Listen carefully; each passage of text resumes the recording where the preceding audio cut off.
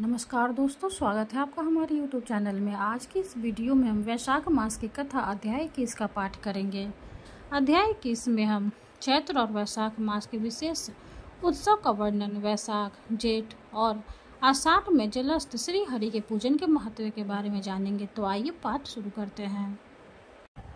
पार्वती बोली, महेश्वर, सब महीनों की विधि का वर्णन कीजिए। प्रत्येक मास में कौन कौन महोत्सव करने चाहिए और उनके लिए उत्तम विधि क्या है। सुरेश्वर, किस महीने का कौन देवता है, किसकी पूजा करनी चाहिए, उस पूजन की महिमा कैसी हो और वह किस तिथि को करना उचित है। महादेव जी बोले, देवी, मैं प्रत्येक मास के उत्सव को विधि बतलाता हूँ। पहले चैत्र मास के शुक्ल पक्ष में विशेषतः एकादशी तिथि को भगवान को झूले पर बिठाकर पूजा करनी चाहिए। यह डोलारोहण का उत्सव बड़ी भक्ति के साथ और विधि पूर्वक मनाना चाहिए। पार्वती, जो लोग कलयुग के पाप दोष का अपहरण करने वाले भगवान श्री कृष्ण को झूले पर विराजमान रखते हैं, उस रूप में उनकी झांकी करते हुए शस्त्र अपराधों से मुक्त हो जाते हैं। करोड़ों जन्मों में किए हुए पाप तभी तक मौजूद रहते हैं जब तक मनुष्य विशेष के स्वामी भगवान जगन्नाथ को झूले पर बिठाकर उन्हें अपने हाथ से झूलाता नहीं। जो लोग कलयुग पर बैठे हुए जनार्दन का दर्शन करते हैं वे गौ हत्यारे हो तो भी मुक्त हो जाते हैं, फिर औरों की तो बात ही क्या है।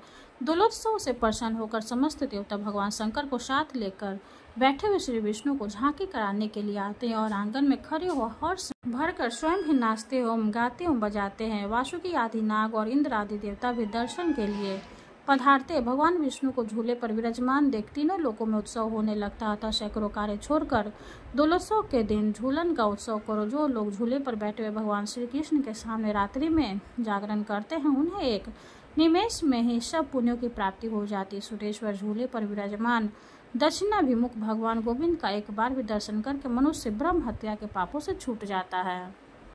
ओम दोलारूढ़ाय विधे माधवाय च धीमति त्रतु देवा प्रचोदयाता। झूले पर बैठे हुए भगवान का तत्व जानने के लिए हम ज्ञान प्राप्त करते हैं, श्री माधव का ध्यान करते हैं, अतः वे देव भगवान विष्णु हम लोगों की बुद्धि को प्रेरित करे।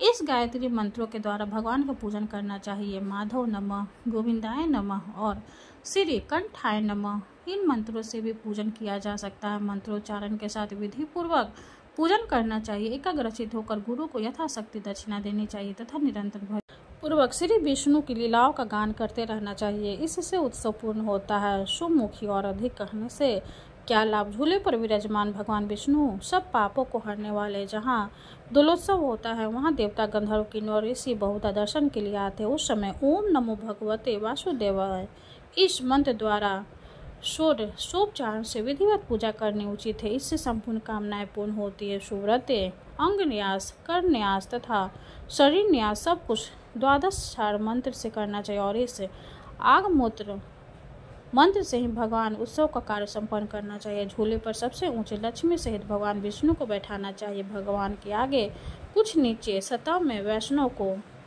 नार आदि देव ऋषियों को तथा विश्वसेन आदि भक्तों को स्थापित करना चाहिए। फिर 5 प्रकार के बाँस आवाज के साथ विद्वान पुरुष भगवान की आरती करे और प्रत्येक पहर में यत्न पूर्वक पूजा भी करते रहे। तत्पश्चात नारियल तथा सुंदर केले के साथ जल से भगवान को अर्घ दे। अर्घ का मंत्र इस प्रकार है।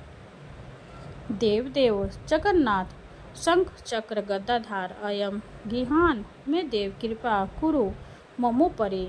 देवताओं के देवता, जगत के स्वामी तथा शंख चक्र और गदा धारण करने वाले दिव्य स्वरूप नारायण, यह अर्घ ग्रहण करके मुझ पर कृपा कीजिए। तदंतर भगवान के प्रसाद बुद्ध चरणामृत आदि वैष्णव को बांटे। वैष्णव जनों को चाहिए कि वे बाजे बजाकर भगवान के सामने नृत्य करें और सभी लोग बारी बारी से भगवान को झुलाए। सुरेश्वरी पृथ्वी पर जो जो तीर्थ और क्षेत्र है वे सभी उस दिन भगवान का दर्शन करने आते हैं। ऐसा जानकर यह महान उत्सव करना चाहिए। पार्वती, वैशाख मास की पूर्णिमा के दिन वैष्णव पुरुष भक्ति, उत्साह और प्रसन्न के साथ जगदीश्वर भगवान को जल में पधार कर उनकी पूजा करें अथवा एकादशी तिथि को अत्यंत हर्ष भर कर गीत वाद तथा नृत्य के साथ यह पुण्य महोत्सव करे। भक्ति पूर्वक श्री हरि की लील कथा का गान करते हुए यह सब उत्सव रचना उचित है। उस समय भगवान से प्रार्थना पूर्वक कहे, हे देवेश्वर, इस जल में शयन कीजिए। जो लोग वर्षा काल के आरंभ में भगवान जनार्दन को जल में शयन कराते हैं उन्हें कभी नरक की ज्वाला में नहीं तरना पड़ता। देवेश्वरी, सोने, चांदी, तांबे अथवा मिट्टी के बर्तन श्री विष्णु को शयन कराना उचित है।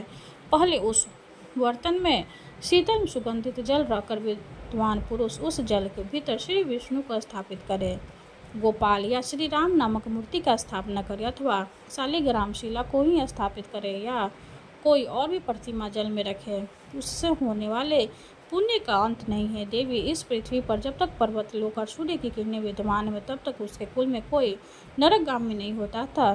ज्येष्ठ मास में श्री हरि को जल में पधार कर उनकी पूजा करनी चाहिए, इससे मनुष्य प्रलय काल तक निष्पाप बना रहता। जेठ और आषाढ़ के समय तुलसी दल से वासित शीतल जल में भगवान धरणीधर की पूजा करें। जो लोग जेठ और आषाढ़ मान में नाना प्रकार के पुष्पों से जल में स्थित श्री केशव की पूजा करते हैं, वे यम यातना से छुटकारा पा जाते हैं। भगवान विष्णु जल के प्रेमी हैं, उन्हें जल बहुत प्रिय है, इसलिए वे जल में शयन करते हैं। अतः गर्मी के मौसम में विशेष रूप से जल में स्थापित करके ही हरि का पूजन करना चाहिए। जो शालिग्राम शिला को जल में विराजमान करके परम भक्ति के साथ उसकी पूजा करता है, वो अपने कुल को पवित्र करने वाला होता है। पार्वती सूर्य के मिथुन और कर्क राशि परिस्थित होने के समय जिसने भक्ति पूर्वक जल में श्री हरि की पूजा की है, विशेषता द्वादशी तिथि को जिसने जल साई विष्णु का अर्चन किया है, उसने मानव कोटिस्थ यज्ञों का अनुष्ठान कर लिया। जो वैशाख मास में भगवान माधव को जल पात्र में स्थापित करके उनका पूजन करते हैं, वह इस पृथ्वी पर मनुष्य नहीं देवता हैं। जो द्वादशी रात को जल पात्र में गंध आदि डालकर उसमें भगवान गरुड़ध्वज की स्थापना पूजा करता है, वह मोक्ष का भागी होता है। जो श्रद्धा रहित, पाप आत्मा, नास्तिक, संयम आत्मा और तर्क में ही स्थित रहने वाले ये 5 व्यक्ति पूजा के फल के भागी नहीं होते।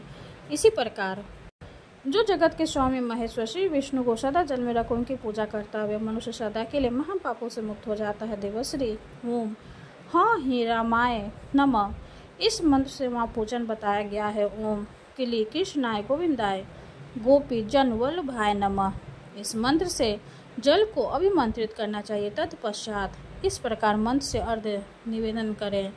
देव देव महाभाग श्री वत्स किरीतान लाछान महादेव नमस्तुते नमस्तुते, विश्व भावन अर्ध गृहान भूदेव मुक्ति में देहि सर्वदा।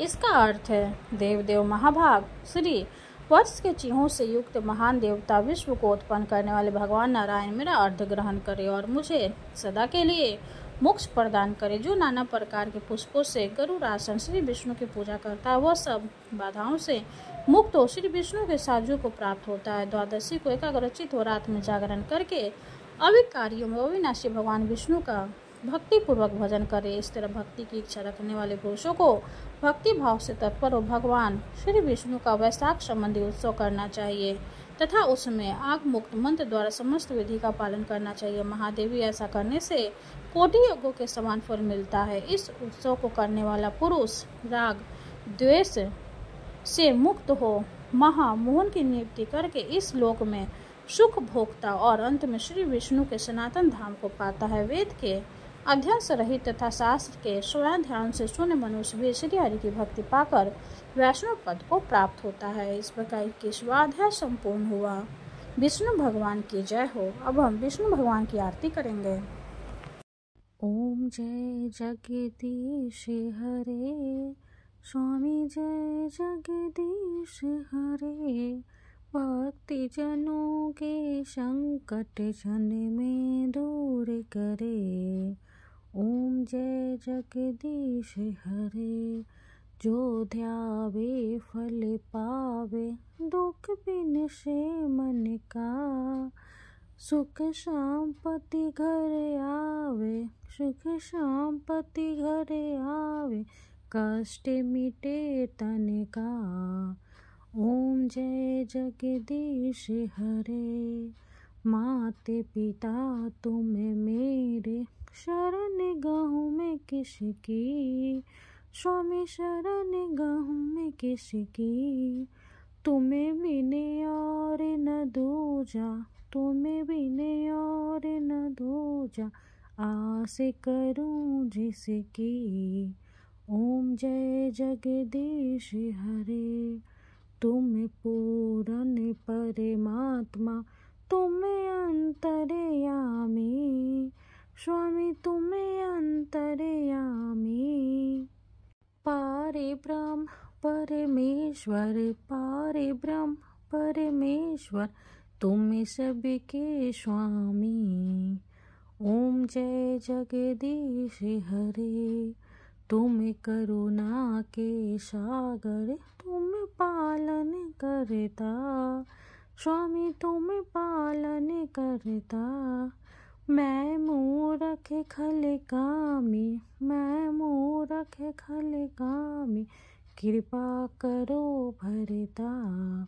ओम जय जगदीश हरे, तुम हो एक अगोचर सबके प्राणपति, स्वामी सबके प्राणपति। किस विधि मिलूं दया में, किस विधि मिलूं दया में, तुमको मैं कुमति। ओम जय जगदीश हरे। दीन बंधु दुख हरता, तुम ठाकुर मेरे, स्वामी तुम ठाकुर मेरे। अपने हाथ उठाओ, अपने हाथ उठाओ, द्वार पर तेरे। ओम जय जगदीश हरे। विषय विकार मिटाओ, पाप हरो देवा, स्वामी पाप हरो देवा। श्रद्धा भक्ति बढ़ाओ, श्रद्धा भक्ति बढ़ाओ, संतन की सेवा। ओम जय जगदीश हरे। तन मन धन और संपत्ति सब कुछ है तेरा, स्वामी सब कुछ है तेरा। तेरा तुझको अर्पण, तेरा तुझको अर्पण, क्या लागे मेरा। ओम जय जगदीश हरे। जगदीश्वर जी की आरती जो कोई नर गावे, स्वामी जो कोई नर गावे। कहते शिवानंद स्वामी, भजते शिवानंद स्वामी, मन वांछित फल पावे। ओम जय जगदीश हरे। विष्णु भगवान की जय हो। वीडियो अगर अच्छे लगे तो लाइक कर दे, चैनल को सब्सक्राइब कर दे। धन्यवाद।